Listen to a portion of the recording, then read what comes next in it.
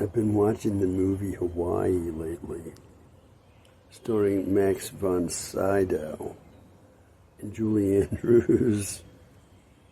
And I gotta say that this character played by Max von Sydow, I hope I'm pronouncing his name correctly.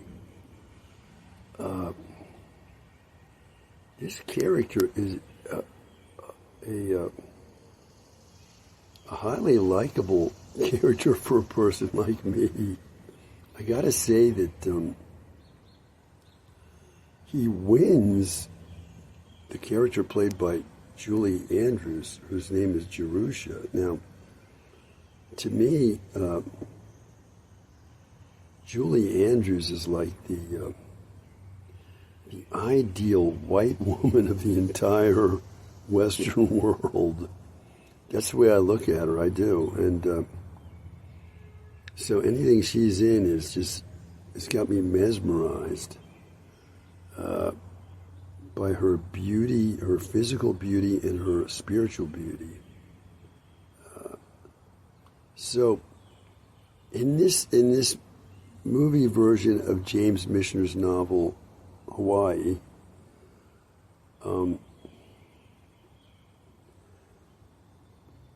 the preacher, whose name is Reverend Hale, I believe, I forget his first name,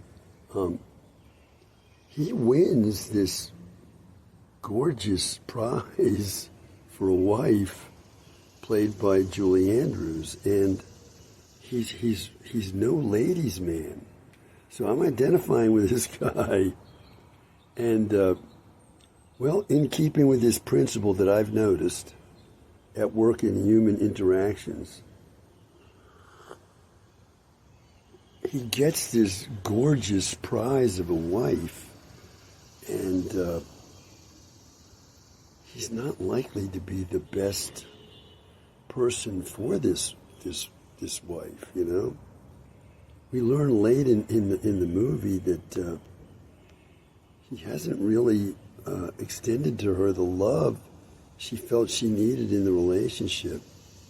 He's been stingy in his love for her. And this results in her early death. She apparently passes away as a character at the age of 35. When you read on her gravestone there late in the movie. Now, I got to say that, not wanting to waste time on this point at the present time, the way that Jerusha passes away in this movie is a major flaw in the movie, since it's a storytelling flaw that we don't see exactly how or why she passes away. We don't see that, so I consider this a flaw, a major flaw in this movie, which might have been a much better movie had that part of the story been included, as it was not. Now, this man, Reverend Hale, he volunteers for service as a Christian missionary in Hawaii, right? And the superiors in his church tell him that they don't want him to go to Hawaii unless he has a wife, and he has no wife. And this superior is saying to him, well, you don't even have a candidate? You don't even have a woman in mind that you might marry? And he's saying no. So the superiors in the church arrange for him to meet this woman named Jerusha, played by Julie Andrews. And I gotta say that the way this man behaves in front of this gorgeous woman is similar to the way I've behaved in similar situations. I mean, Virgil, here is spring eternal. Pasture, the udders are swelling with milk, and the lambkins are suckling. Reverend Hale. Thank you. I never really got close to a woman like Julie Andrews, but I imagine that if I had, my behavior would have been much like his. In other words, he's bumbling around.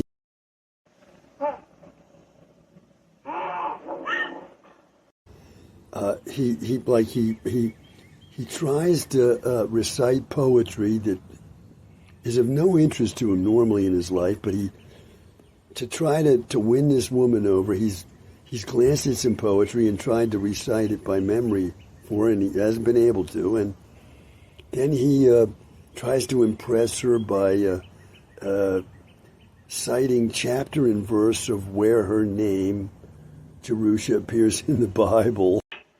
But then I have always admired the character of Jerusha as set forth in Holy Scripture. I think particularly of 2 Kings 15:33. 5 years old was Jotham when he began to reign, and he reigned 16 years in Jerusalem, and his mother's name was Jerusha, the daughter of Zadok. And, he's stumbling around, and he even, falls down or drops something at a crucial moment when they're conversing. Oh, no!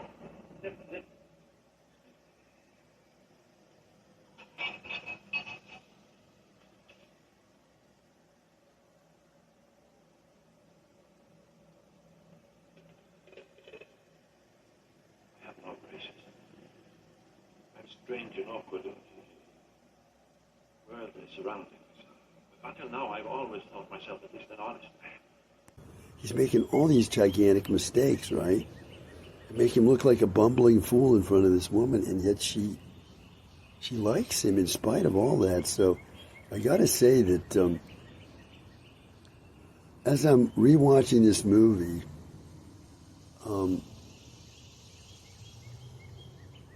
there seems to be more in that movie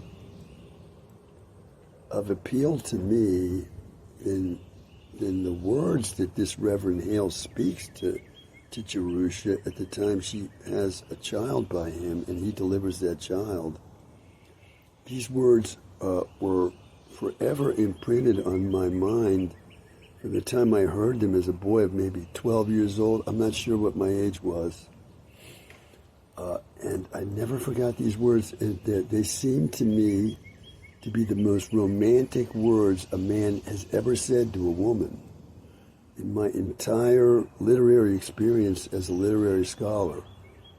And I've been a lifelong literary scholar, so for me to say this, I'm including Shakespeare, all the classics, worldwide, and I've never heard more romantic words said to a woman than what this preacher says to his wife, Jerusha.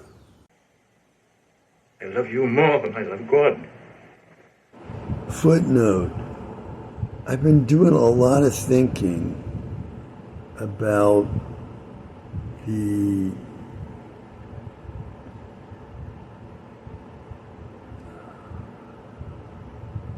meaning of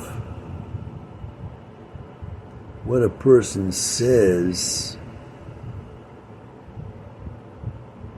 in relation to what the person does. Now, the idea that I've seen expressed in most fiction, call it contemporary fiction, is that what a person does is far more important than what a person says. So, in Batman Begins, for example, we have a character saying, it's not what you feel inside that's important, but what you do. Bruce, deep down you may still be that same bright kid you used to be, but it's not who you are underneath. It's what you do that defines you.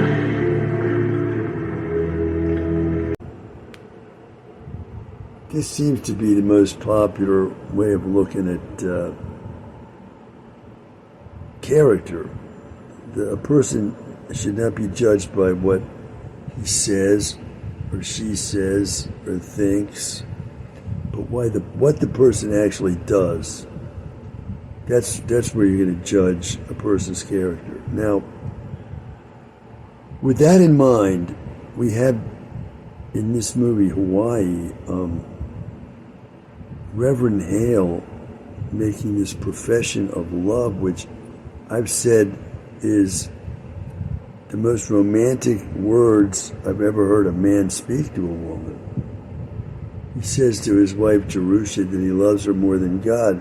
However, toward the end of this movie, in the last scene, Jerusha is in before she passes away at the young age of 35. She's telling this man who said these absolutely sterling words, these romantic words of how much he loves her. We hear her saying at the end there, she's just about to pass away, that he hasn't loved her enough.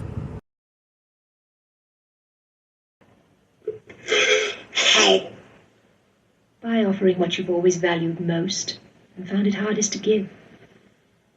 To them and to me. Your love.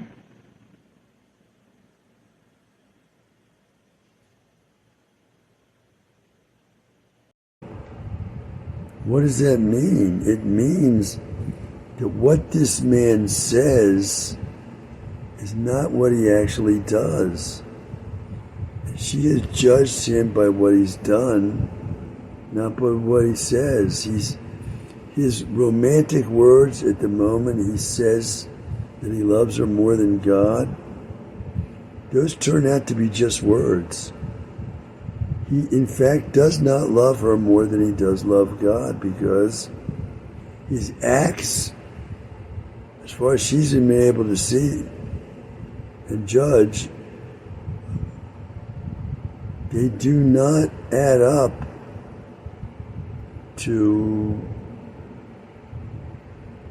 what he's saying when he says he loves her more than God. He does not actually do what he needs to have done to make those words true.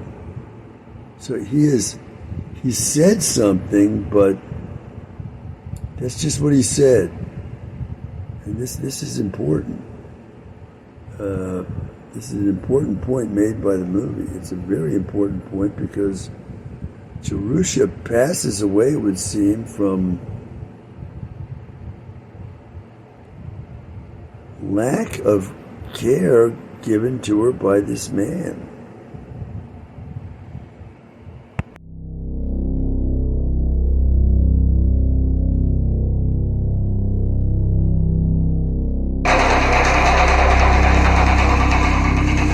Is that you, Chris?